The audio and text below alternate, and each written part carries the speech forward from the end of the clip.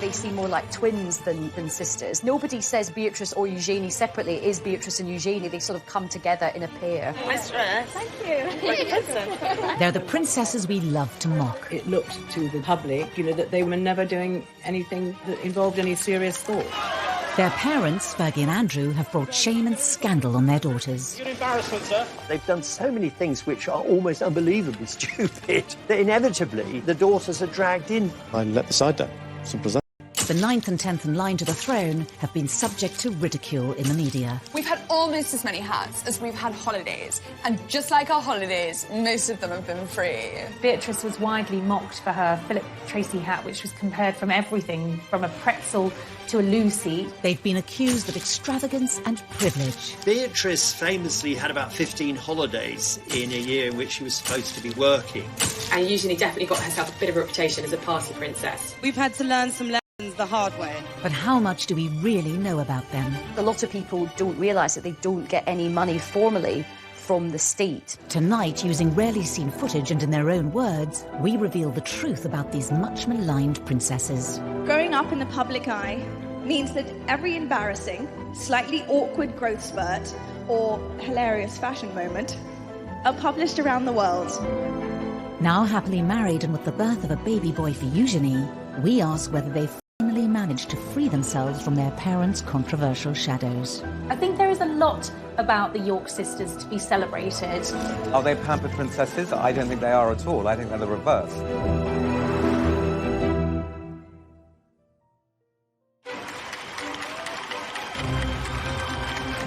August 1988, the birth of a princess. A first child for Prince Andrew and Sarah Ferguson.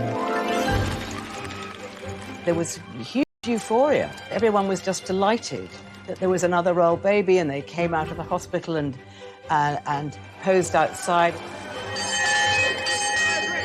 From all the people of London, congratulations to Her Royal Highness on the birth of a baby girl. There was kind of national jubilation because here was the first royal princess since Princess Anne.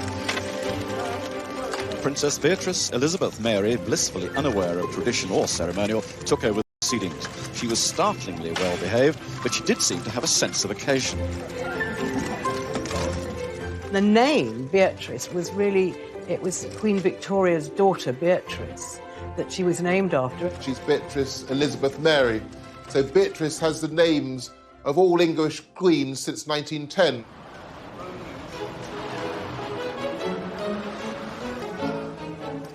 Princess Eugenie arrived 19 months after her sister Beatrice in the March of 1990. The Duchess emerged from the Portland Hospital, ready to give the world the first glimpse of a new royal baby. Princess Eugenie was fast asleep, blissfully unaware of her celebrity status. I think everyone was still wishing the Yorks well, and this was an exciting new addition for the family, even if people weren't quite sure how to pronounce Eugenie's name. Prince Andrew's children would be royal highnesses and princesses, unless he said, look, I don't want them to have titles. Princess Anne had turned down titles for her children, Peter and Zara. But the Duke and Duchess of York thought it only right that their children should have all the privileges of senior royals. They very much wanted them to be princesses and thought that maybe they would certainly end up as working royals. Prince Andrew's insistence that his daughters be treated as senior royals would lead to criticism of princesses as they grew older.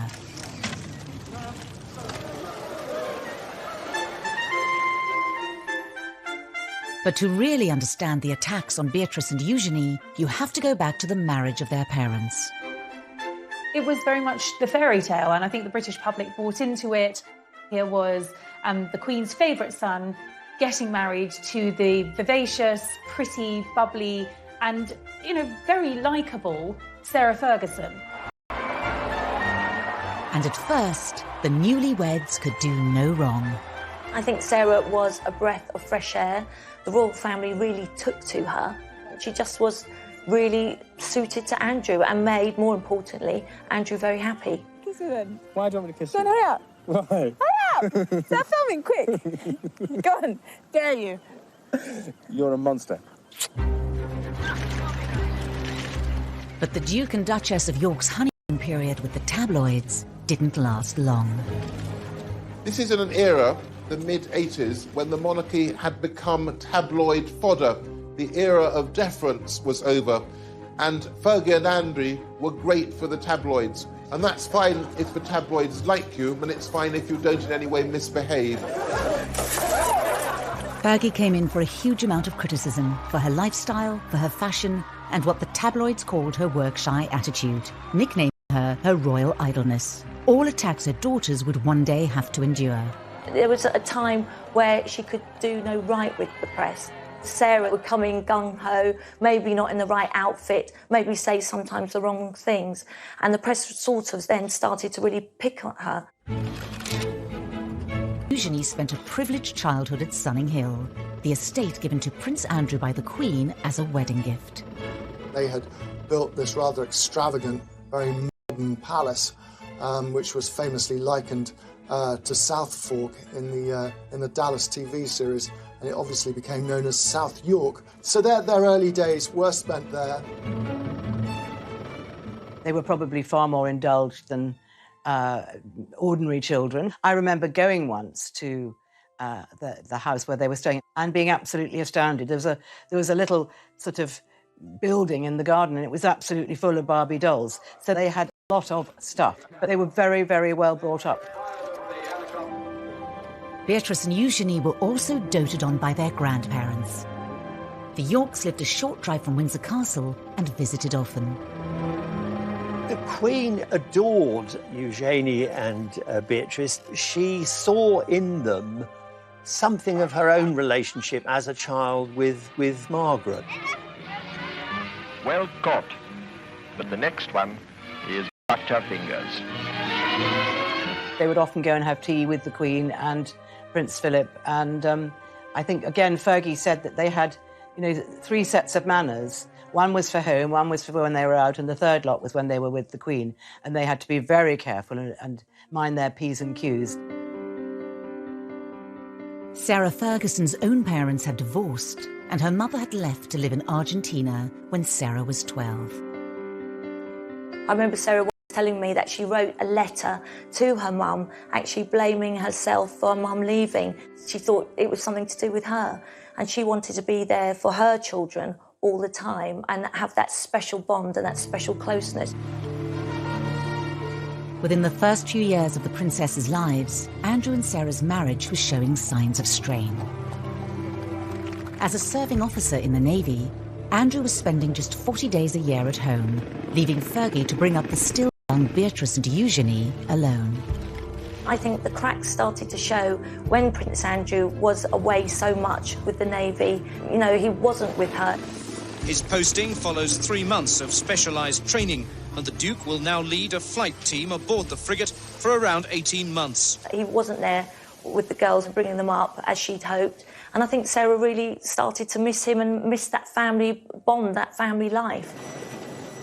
Beatrice was 3 and Eugenie just a toddler when their parents' marriage finally fell apart. And in 1992, photos surfaced in the press of Fergie with another man. A cleaner found a set of holiday snaps. Eugenie had a very odd childhood. Where their parents were, on the face of it, that remained friends, but they were seeing other people from quite early on. And I think that was probably damaging in a subtle kind of long-lasting way. In March 1992, the Duke and Duchess of York announced that their marriage was over.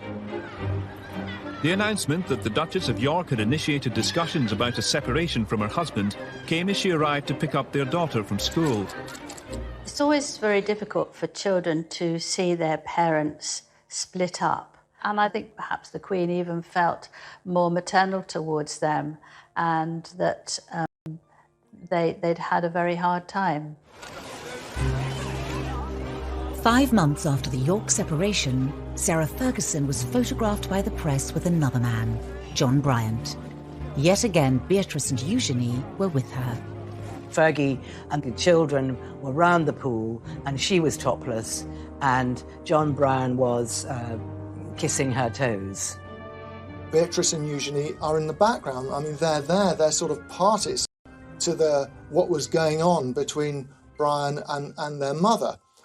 They, of course, didn't know. They were too little and too young, but they were seen as sort of pawns in this rather unfortunate and rather seedy affair.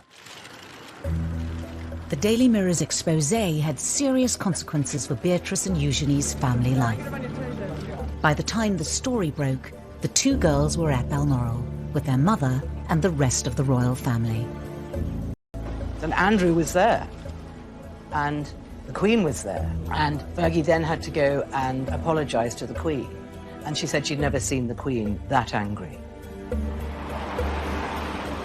Beatrice and Eugenie's holiday was cut short as Fergie fled Balmoral, taking the young girls with her. They would have been distracted by the nanny, but they would have known that their mother was very distressed, and they would have taken on her distress. The girls went back down south, and at this stage, they were no longer living at Sunninghill. Their mother had a rented home not far away. She had a series of rented houses in Surrey and Berkshire that she sort of moved to with alarming regularity, which in itself must have been sort of destabilising for the girls. Fergie was reportedly banished by Prince Philip from family gatherings, making life difficult for the princesses. Christmas at Sandringham is a big family occasion, and suddenly Sarah Ferguson wasn't there. That must be very hard to understand when they were young girls. Why isn't Mummy allowed in the big house anymore? She was banished to a time with her and slept there. And then on Christmas Day, Andrew would collect them and take them to church, and they'd go back up to Sandringham House for lunch with their grandparents and the rest of the royal family. Meanwhile, Fergie was having her turkey twizzler or whatever she was doing all on her own. Despite the split, Prince Andrew and Sarah Ferguson were determined to do the best they could for their children. Andrew and Sarah obviously had separated, but they were very much kind of co-parenting, very much a united family unit.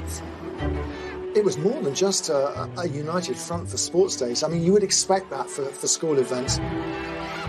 But it went far beyond that. I mean, they were going on holiday together. It meant there was a lot of continuity and reassurance for Beatrice and Eugenie that their parents were still very much part of their lives. Despite their best efforts, Andrew and Sarah's marital problems created major upheaval for Beatrice and Eugenie. But the girls would also face their own personal issues. Beatrice, at the young age of 7, realised something wasn't right. She was finding it very difficult to learn.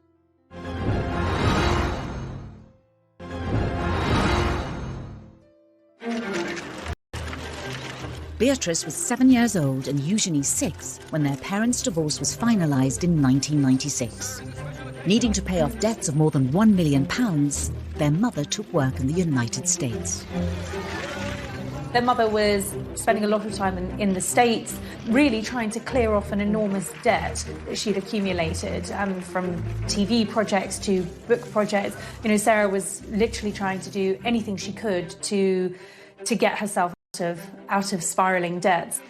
Their lives were regulated by the school terms, which was probably a very good thing. So I think that they didn't suffer in any way from the fact that their mother had to go and earn money and had to spend a lot of time in New York. But as her mother was increasingly away, Beatrice was facing up to her own difficulties. She'd been diagnosed with dyslexia. Beatrice, at the young age of 7, realised something wasn't right. She was finding it very difficult to learn, and she was worried she was going to get teased from others and wouldn't fit in.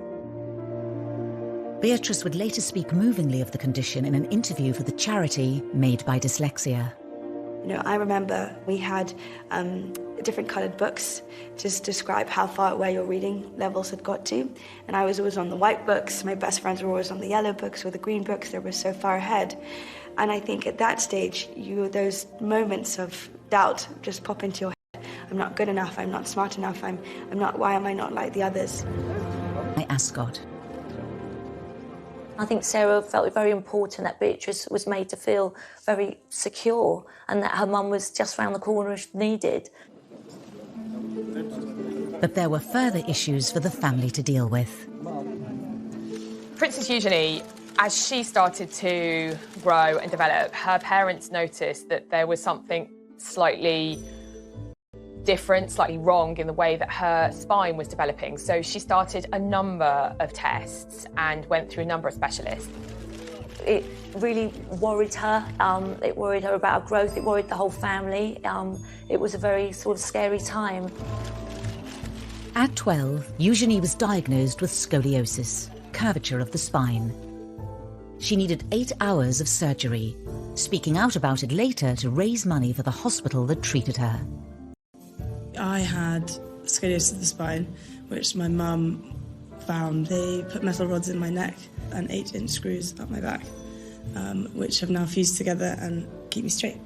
She makes private visits to see patients, and I understand that she writes to many child patients who have to undergo the same thing as her to say, look, I had it done, best decision in my life. Yes, it was tricky. Yes, I had to wear a back brace, but the upshot of that is that I'm able to ride, I'm able to walk, I'm able to ski, I'm able to lead a completely active life. In their young lives, the princesses had coped with the public scandals surrounding their parents and their private battles. There would be further struggles ahead as they carved out new roles for themselves. But uniquely, they always faced these challenges together. They're very close friends and very close sisters, but they're very different personalities. Beatrice is perhaps a more formal and more reserved. Eugenie is, I suppose, what might be described as bubbly and chatty. The more confident Eugenie chose to go away to Marlborough College, the co-ed public school also attended by Kate Middleton. Marlborough is quite progressive boarding school. It's very sporty. It does a lot of art, does a lot of drama. It's not just about the academic achievement of its pupils. And that really suited Eugenie, I think. And she made a core group of friends there with whom she'll be friends for life. Beatrice, who is, I think, the quieter and perhaps shyer of the two girls, went to an all-girls school in Ascot.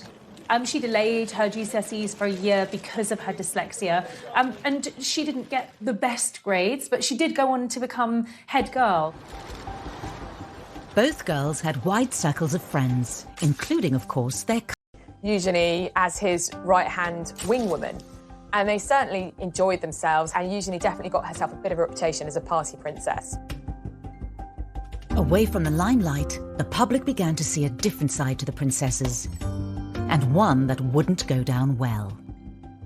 They were mixing with a fast crowd, and it looked to the general public, you know, that they were always having a good time and never doing anything that, you know, involved any serious thought. The press was beginning to draw comparisons between Eugenie and Beatrice and their parents. I see myself as a mini mummy, so I kind of have this sort of image that anything you could do, I want to do better.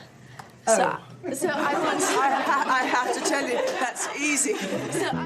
The comparisons were not always favourable. When Eugenie went globetrotting on a gap year to mark the end of her A-levels, the tabloids weren't far behind. The suggestion really was that here was a couple who were living beyond their means, cashing in on their royal connections, and weren't Beatrice and Eugenie going to be just the same? It was almost as if they were tarred with their parents' brush from the outset. Eugenie went to South Africa and on to the Far East. She was sort of flitting from country to country, as most middle-class young people do who take gap years. But of course, she was accompanied by police bodyguards, and that meant we, the taxpayers, were paying for policemen to accompany her to the fleshpots of the world. The taxpayers' share of the bill added to the reported £500,000 already spent on the princess's protection each year. Prince Charles decided, as they would not likely to be very senior royals, that this was too much for the public to pay, so he stopped that. Prince Andrew was so angry that he wrote a note to the Queen saying that he wanted them to be considered as proper royals and he did not want the protection officers to leave them. Usually the Queen gave in to him. She had this huge soft spot for him and he could persuade her to his way. but this time she refused. Written off as pampered princesses, Eugenie and Beatrice tried to keep a low profile. And in 2010, the sisters, now just 20 and 21, found themselves embroiled in another of their mother's scandals. She was caught on camera, essentially selling access to her husband and to someone who she believed was a sheikh, but was in fact an undercover reporter for the News of the World. 500,000. New Prince Andrew. Yeah. Is that a deal? Yeah. It was a nightmare for Sarah Ferguson. It was a nightmare for her children. It was just a sort of a nightmare for everyone. Beatrice was with her mother when the phone call came, warning them that the News of the World was publishing the exposé. Beatrice, who was at a party held by Naomi Campbell, the model, just kept asking her mother, how did this happen? You know, how? And they left the party immediately, effectively went into hiding, knowing that once again, her mother's reputation was about to be completely trashed. Beatrix admitted that she spent several days crying, and one of her friends went and stayed with her overnight for 2 days because she was so traumatised and so unhappy. Her anger was directed at the press. And just as they have done throughout their lives, Beatrice and Eugenie leapt to the defence of their mother. They called themselves the tripod, and that's exactly what they were. They leaned on each other, they depended on one another, they were absolutely a unit, and nothing was going to come between them. Over the coming years, it would be the turn of Sarah Ferguson to defend her daughters against their critics. People have been so brutal to them, particularly in the press, about how they look. And Sarah spoke to the editor of the Daily Mail at the time and she said, look, just back off. It's not fair.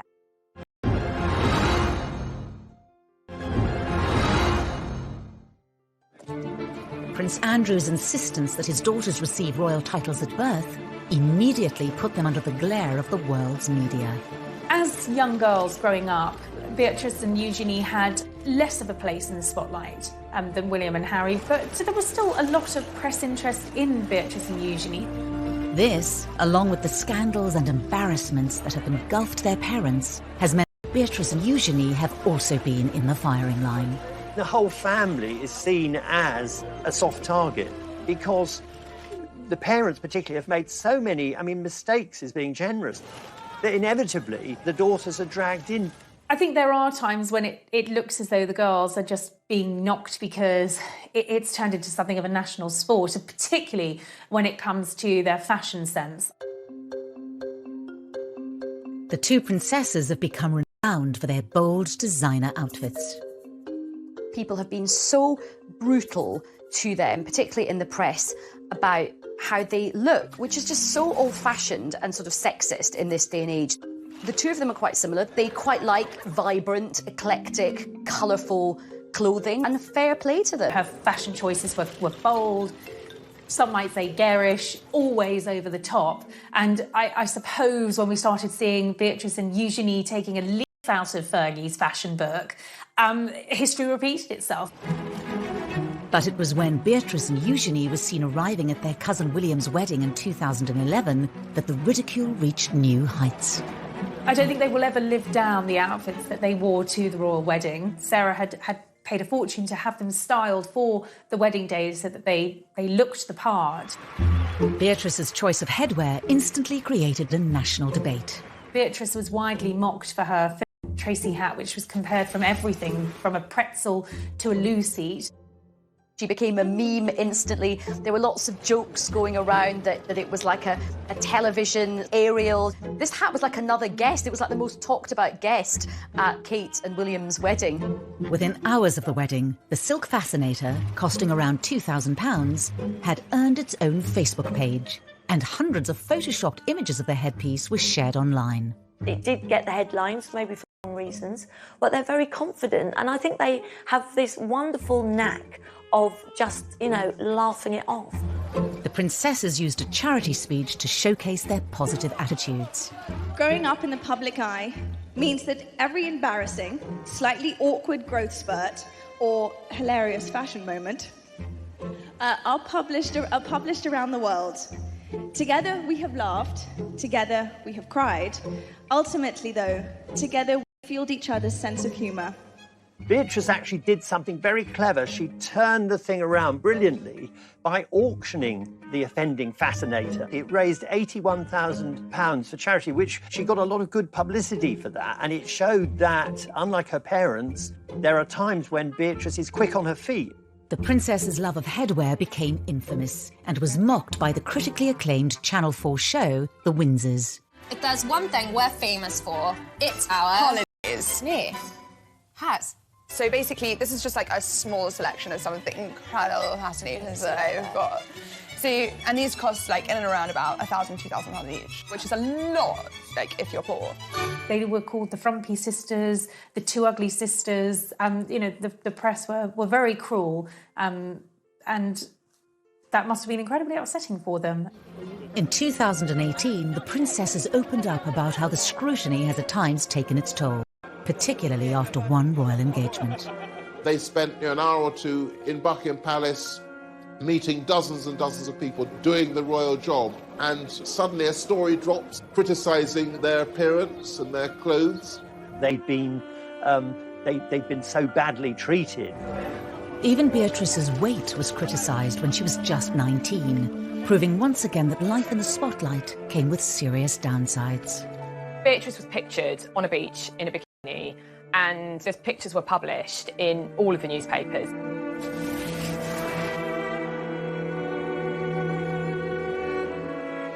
Sarah was really upset, and she is very protective of her daughters. And I think she spoke to the editor of the Daily Mail at the time and she said, look, just back off. It's not fair. Sarah also used an interview about her TV programme, The Duchess on the Estate, to plead with the media. Everybody is talking about these zero models walking up and down the catwalk, and then they say they're all too thin. Victoria Beckham's too thin, and this person's too thin. And then someone who's a good size 10, oh, she's too fat, she doesn't take drugs, she doesn't smoke. You know, she's going to university in September reading history. Give the girl a break. It was probably reminding her of the fact that she had a very hard time in the press when she was younger as well. It's partly guilt by association. They're an easy target because their mother's always been a target. Even as they reached adulthood, the princesses struggled to escape their parents' shadow. I think that a lot of the things which have been said about Beatrice and Eugenie were kind of as though they were their parents' appendages and as though they weren't independent people. There is one area of Beatrice and Eugenie's lives that gets very little press coverage. I think people don't realise that both Beatrice and Eugenie do actually have full-time jobs and they have built up their own independent careers. And of course, a lot of people don't realise that they don't get any money formally from the state. When it comes to their careers, Beatrice and Eugenie are often tarnished in the media by their parents' reputations. Eugenie, we're going to have to get jobs. Is that like when Daddy has a party for Arabs and British businessmen? No, I think a job's where you have to go into a building or something. Yeah. As titled princesses, it was expected that Beatrice and Eugenie would become full-time working royals. When Charles made his vision for a streamlined monarchy really very clear around the time of the Diamond Jubilee celebrations, and that was a big issue for Andrew. His view was that they had the HRH titles, therefore they are blood princesses, therefore they should be full-time working members of the royal family. It didn't pan out that way, and that definitely caused tensions between the royal brothers, Charles and Andrew. For Beatrice and Eugenie, the dilemma of being non-working royals who have princess titles lies at the heart of many of the issues they have to grapple with. For two members of the royal family who are as close as Eugenie and Beatrice to being core members, it is unusual to be working. They never wanted to be accused of cashing in on their royal status and being idle. He came back from their gap year, you know, they were still living very much within the protective bubble of the palace. In 2011, Beatrice graduated university with a 2-1. After a year working in New York, she embarked on her current career in the tech industry, splitting her time between the UK and America. Both actually done incredibly well. Beatrice is the Vice President of Strategies and Partnerships at an artificial intelligence agency, so she's really quite senior in the tech world. Eugenie followed in the footsteps of Beatrice. After also graduating with a 2-1 in 2012, she too moved to New York, but embarked on a very different career path to her sister. Eugenie has seemingly always been interested in the arts, and she went to New York and worked for an online art business. Eugenie had also begun a relationship with her future husband, Jack Brooksbank, who she'd met on a ski trip. After dating long distance for 2 years, Eugenie returned to London in 2015. And then she came back and got an amazing job with a huge international art dealers called Hauser & Wirth in Mayfair. With careers outside the monarchy, Beatrice and Eugenie have gained experience that's out of reach for many of their royal relatives. They have one foot in the royal family because they still go to events with core members of the family, and they have one foot in the real world. They do it because they want to work and they're very grounded and they like being around normal people. Distancing themselves from their parents' reputations for failed money-making ventures, the girls forged more stable paths. But as members of one of the most famous families in the world, how normal can their lives really be? They do come back for things like Trooping the Colour and the garden parties in Buckingham Palace. And they do need someone who will understand that they can't be there 9 to 5, 5 days a week. Part of the reason that they have been employed is because of their network. It's because they're Princess Beatrice and Princess Eugenie, and they are styled as such. They kind of get the best of both worlds because they get to earn their own money, but they also still enjoy the privileges of being princesses. We know that in the first year of working in their job, they had numerous holidays. They're not clocking in and clocking out, as it were. Beatrice and Eugenie certainly benefit from their royal privilege, and their HRH titles mean their every move is of public interest and open to scrutiny. The princess's jet-setting lifestyles made headlines once again in 2015. Beatrice famously had about 15 holidays in a year in which she was supposed to be working, and then was horrified when, this was criticised.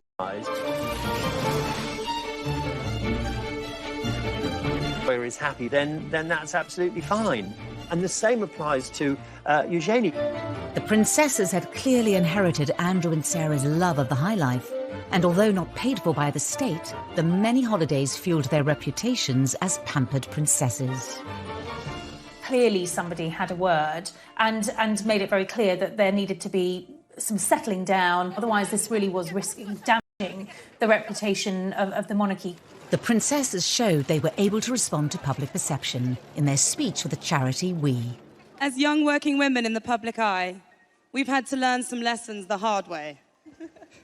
In many ways, we are grateful for that, in hindsight, naturally. As royals, they also carry out public duties too. Beatrice and Eugenie are patrons of a wide range of charities.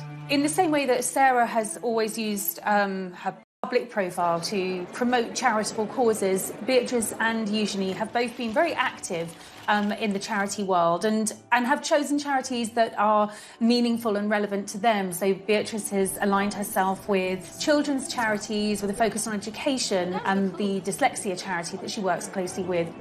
I really see the work that we're doing, raising awareness around dyslexia, as a true pillar to stand up the concept of reimagining education.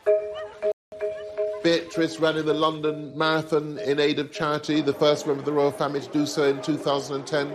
Really excited. I'm desperate to get to the start line. I'm desperate to get going. Eugenie has most recently focused on anti-slavery and empowering women. She went on to become the patron of the National Orthopaedic Hospital, where she had been treated for scoliosis when she was 12. Today, I'm so lucky to get to work with and support other young women who are going through the same thing. To encourage them to not let their diagnosis win, to live fearlessly too. Despite their dedication, their charitable efforts are often overlooked in the press.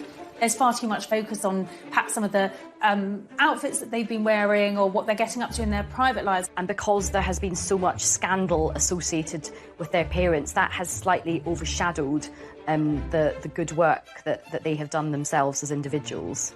I think in terms of their public conduct, they've seen the mistakes that both of their parents have made. So I think Beatrice and Eugenie have learnt from this. They've given very few rather short interviews, normally about something very specific, often a charity involvement. They want to live quiet lives below the radar, the antithesis of the lives that their parents have lived. That desire to largely remain out of the public eye is all well and good, but when it comes to royal romances, it's often impossible. And Eugenie's wedding would invite yet more media weddings, but this is someone who's ostensibly an ordinary working person.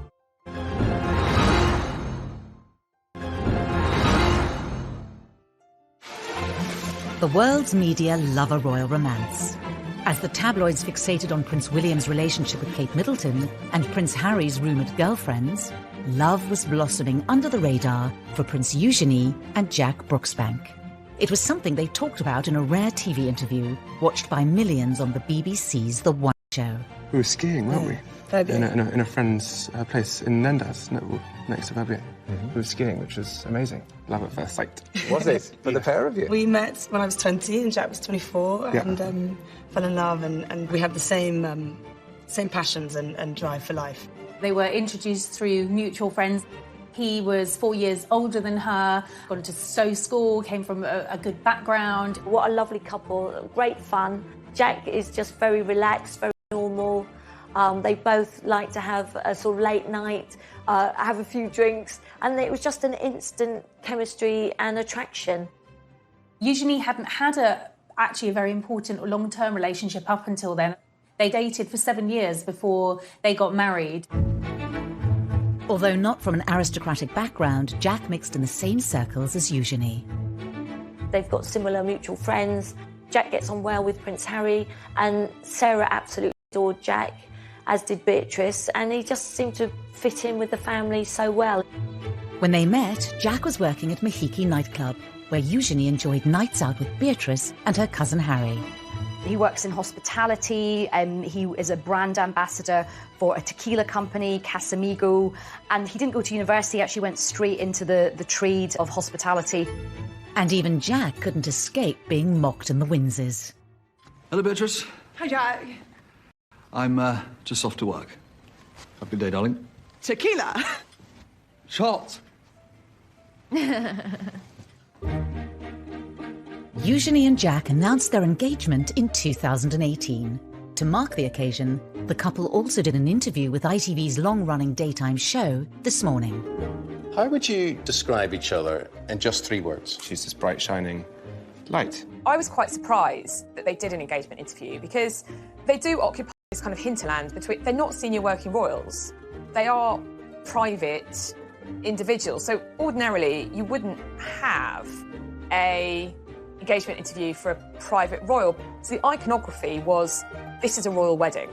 And the interview was in Buckingham Palace. But Eugenie's big day had to be put on hold. Because of the order of hierarchy, she actually had to wait for Prince Harry to marry Meghan before she... About that, and upset about being told you've got to wait. The British public won't be able to be remotely enthusiastic about this wedding.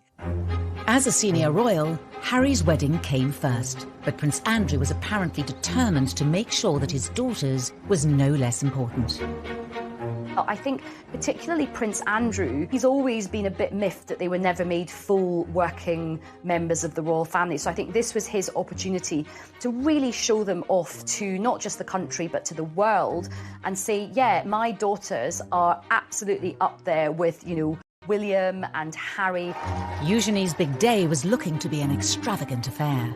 Prince Andrew very much wanted to have a big funfair for his daughter. It was very difficult because I feel that a lot of the public didn't want this. They thought it was a waste of taxpayers' money from the security.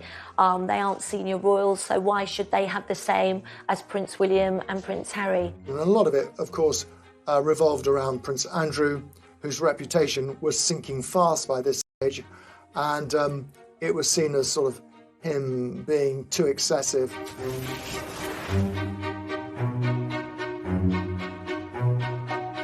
The reception wasn't footed by the taxpayer, but it was thought that all in all that the whole wedding would have cost between about £2 million, £2.5 million, and it was felt that quite a big chunk of that would have been for security. Eugenie already seemed to be an easy target in the press because of her parents' reputations, but the excessive nature The wedding opened her up to serious scrutiny. She was once again branded the pampered princess. It was Eugenie trying to compete in glamour with Harry and Meghan's wedding. But this is someone who's ostensibly an ordinary working person. And it kind of highlights this slightly problematic tightrope that both princesses have to walk, in that they are royal princesses, but yet they're not working members of the family. The wedding went ahead as planned. On 12th of October 2018, Princess Eugenie and Jack Brooksbank were married at St George's Chapel, where Harry and Meghan had wed earlier that year. I don't think any of us quite knew what to expect of this wedding. Were the crowds going to turn out for this big day? It actually was a great success. The crowds were out. Eugenie wanted the big fairy tale wedding at Windsor Castle, and that was what she got.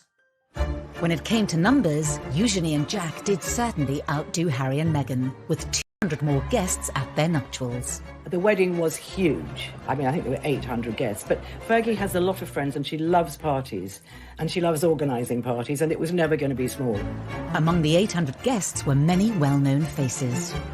Eugenie and Jack's wedding was a royal wedding, like no other, quite simply because famous people who aren't just famous people, they are her friends. There was Naomi Campbell, Cara and Poppy Delevingne, Demi Moore, Robbie Williams was there. In fact, Robbie Williams' wee girl was one of the Flower Girls. There was another night of partying at the Royal Lodge, and this was a big affair with dodgems and sort of fairground rides. It certainly was star-studded, but of course Eugenie and Jack's families were central to the celebrations. Her father walked her down the aisle. Her sister was her head bridesmaid. She had her nieces and nephews, Princess Charlotte and Prince George, as part of the wedding party. So for all the famous faces in the pews, at the heart of the wedding, it was family, and that's very important to Eugenie. Despite years of having her fashion sense mocked, Eugenie's outfit choice on the day was widely admired and held great personal significance for the royal bride. There was a lot of speculation in the press about who'd been chosen to design Eugenie's wedding dress, and Peter Pilotto was an unexpected choice. But the dress was beautiful. It was very different to anything we'd seen a royal bride wear, in that the back was deliberately low cut. And Eugenie later explained that she'd deliberately chosen that style to show off the scar from when she'd had her operation as a 12-year-old girl to correct the curvature of her spine. And the other thing is that she was wearing this beautiful tiara with emeralds in it, which was lent to her by the Queen. The tiara from the Queen was to show the strength and the closeness of their relationship. Whilst the weddings of Harry and William were broadcast to the world on the BBC as well as other channels, Eugenie's was not, which reportedly caused more angst for Andrew. His people asked the BBC if they would televise it, and the BBC said no. In the end, the ceremony was broadcast on ITV in an extended episode of This Morning, watched by 3 million people. There'll be a few more people than most people have. There are a few more than Harry had, but that's just the nature of Eugenie and Jack. They've got so many friends that they need a church of that size to fit them all in. I remember watching the interview they did with Prince Andrew, and I kind of winced. Our wedding's bigger than your wedding.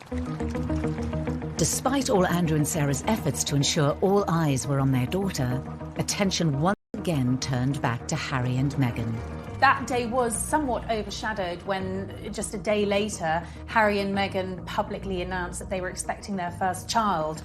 It's understood that they shared that news with close family friends at the wedding. Although Meghan and Eugenie get on perfectly well, they are not good friends. I just don't believe it was a coincidence. But after Eugenie had her fairy tale wedding in the spotlight, Beatrice had no choice but to keep hers out of sight. Suddenly, the entire world is looking at Prince Andrew and their family, and it is one of the biggest scandals.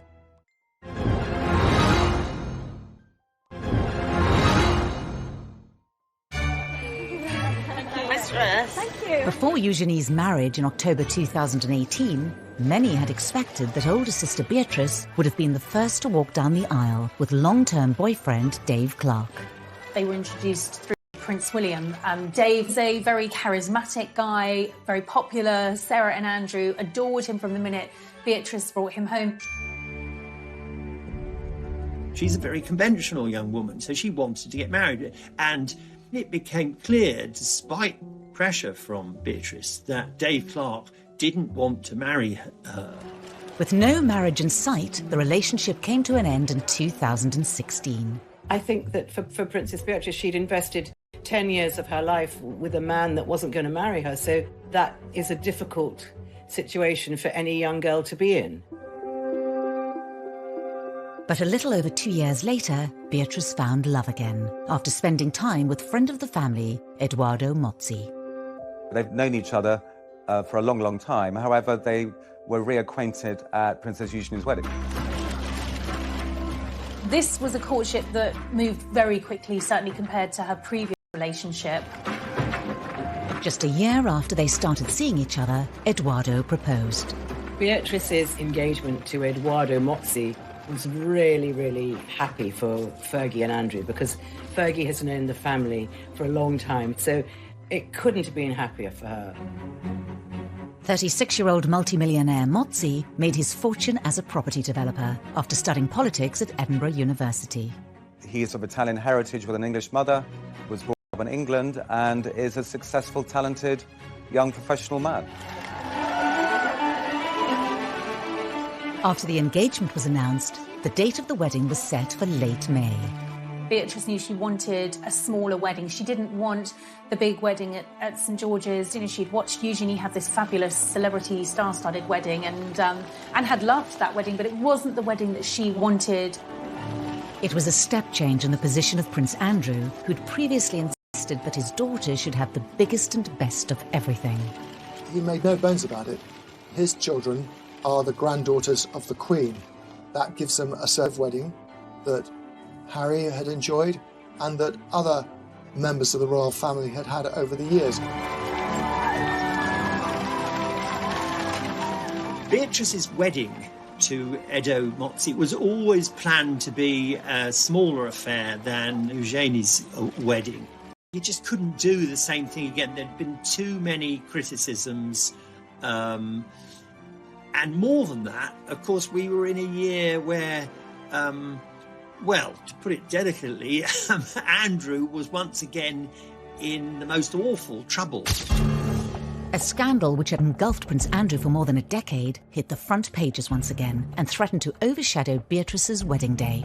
The Yorks have gone through so many scandals, but by far the most damaging has been Andrew's relationship, his friendship with the late paedophile Jeffrey Epstein.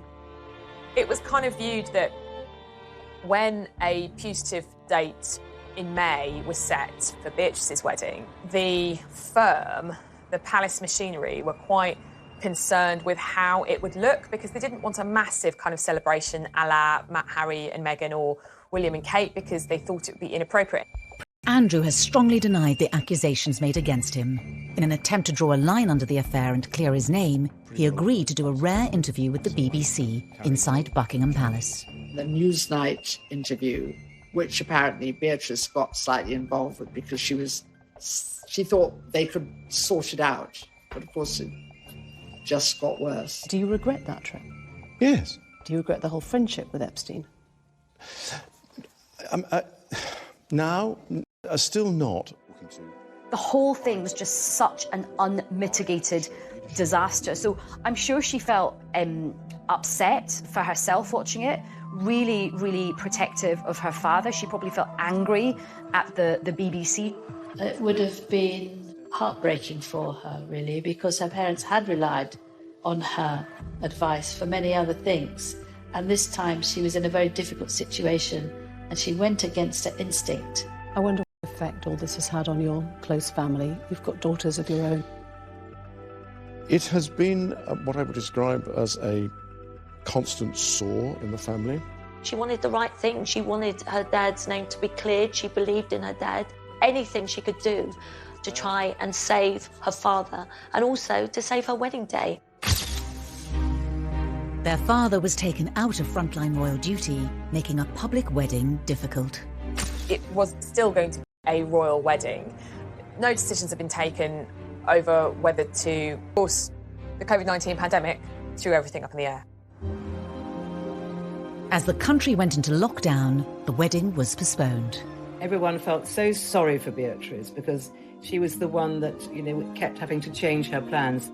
And of course, this is a virus that doesn't discriminate in terms of class or privilege, and it doesn't matter if you are 9th in line to the throne, you still have to obey the same rules as the rest of us. But just 2 months later, in a move that shocked everyone, Princess Beatrice married in secret. These beautiful photos of the happy couple are the only official record of the day. COVID, in a way, lessened the embarrassment of a wedding at which Andrew had to virtually be brought in a sack because he was in such disgrace. Princess Beatrice managed to pull off something no modern member of the royal family has done. She managed to get married in secret, away from the prying eyes of the press and the long lenses of the pesky paparazzi. It ended up being in actually one of the most beautiful places in England, which is the chapel in the grounds of Royal Lodge, where the Queen worships every Sunday. The Queen was heavily involved in the wedding, even lending Beatrice a modified version of a vintage dress by Norman Hartnell that she herself had worn to a film premiere in 1962. It was just stunning. She looked absolutely beautiful. I think you can see that the Queen really does hold Beatrice very fondly.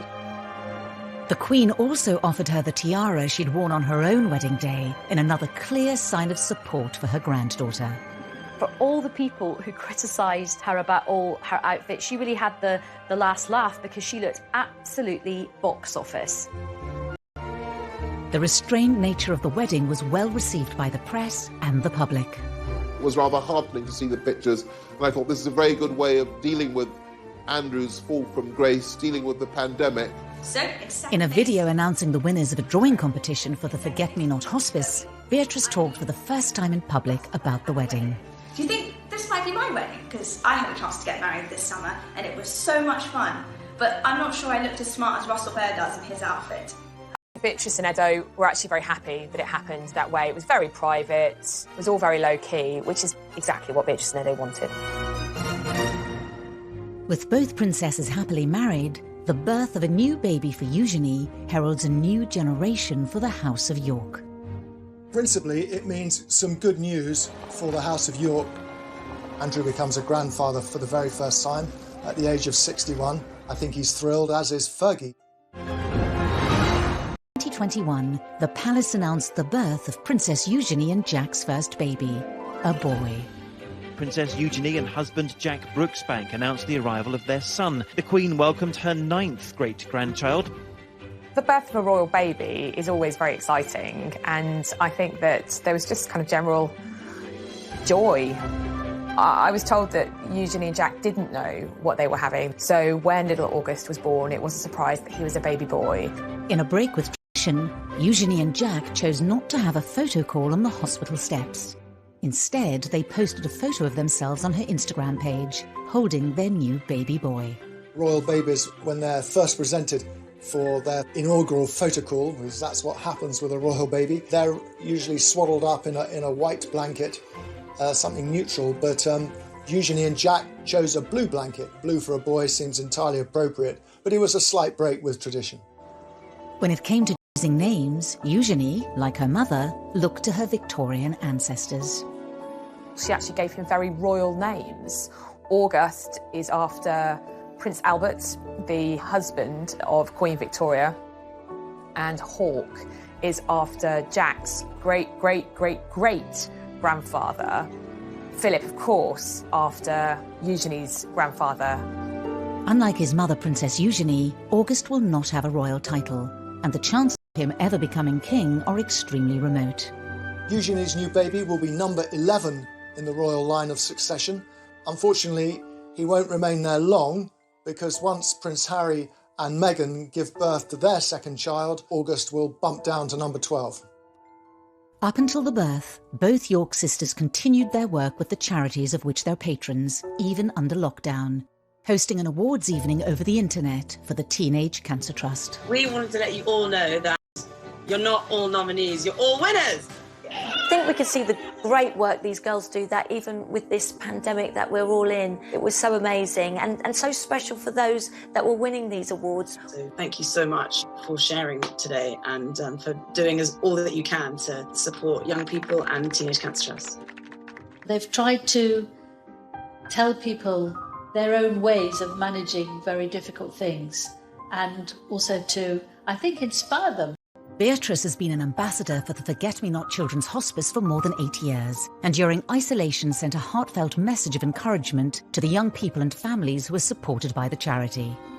I know that this is an incredibly challenging time, especially for those living in isolation, not receiving that face-to-face support, which is delivered by the incredible nurses and staff at the hospice. In their spare time alongside their full-time jobs. This dedication appears in stark contrast to their portrayal as spoilt and brash princesses in the media. So they may have had criticism because people didn't like their hats, which is fairly absurd. They see themselves as having a duty to the Queen to be good princesses for the rest of their lives and to do great charitable work and support the country and the Queen. I don't ever hear anything unpleasant about them. Everybody that meets them says how charming they are, which is really nice. And nice for Fergie too, because at least she's done something right. Throughout the scandals and deep embarrassments, the York princesses have remained loyal to their disgraced parents. Prince Andrew and Sarah have the most amazing relationship. It was one of the happiest divorces I've ever known, and they get on so well, and they even live together.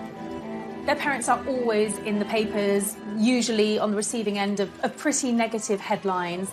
And I think to a degree, the girls have been tarred by the same brush. I think they've been in a very difficult position. They have had the burden of the HRH title whilst trying to create independent lives for themselves. I think sometimes it might be nice to see them celebrated for some of the good things that they do.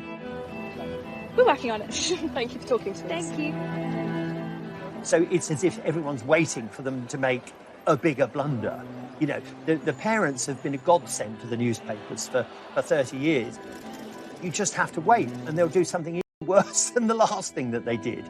But I don't think the daughters will do that. The York family have created their own sort of fortress against all the sort of slings and arrows that have been thrown at them.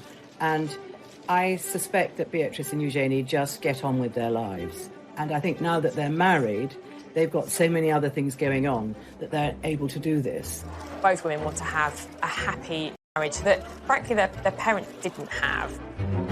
They don't want to go through what their parents went through in the spotlight. They want to live quiet lives below the radar, the antithesis of the lives that their parents have lived. Beatrice and Eugenie have worked hard to balance two very different lifestyles and carve out a modern role for themselves in the royal family, something that other members have been unable to achieve. I think actually that Beatrice and Eugenie have been very successful in combining their royal persona with their ordinary working persona. And they seem to have kind of struck the right note with that. I think that both of them are able to be in the modern world and are both able to bridge the world and the occasional formality of the royal family with the modern world of work. Could a more prominent role for the royal princesses beckon? We've lost Harry and Meghan from the royal firmament. Prince Philip's retired. Andrew, he's never going to come back to full-time royal duty. So effectively, you've lost 4 senior members of the family: Philip, Andrew, Meghan and Harry. That does leave a void. So it may be that one or both of these daughters start to play a bigger part. The Duke and Duchess of Cambridge have done a brilliant job, but they can't do everything. Nobody can be everywhere. If Beatrice and Eugenie do step up to fill the royal gap, will they be able to change the way we all see them? Are they pampered princesses? I don't think they are at all. I think they're the reverse. They've had to deal with a lot of criticism. You can certainly detect a softening in the attitude of the newspapers to Beatrice and Eugenie. Even the most hard-bitten hack doesn't feel any longer that 2 daughters who haven't really done anything wrong should be pilloried. The girls have definitely Of the public, I think that the public are definitely looking at them with different eyes. The road has sometimes been a bumpy one, but they are married, they are really free, I think, from their parents now in a way that they haven't really been up until now. They are financially independent, they are living their own lives. And I think there is a lot about the York sisters to be celebrated.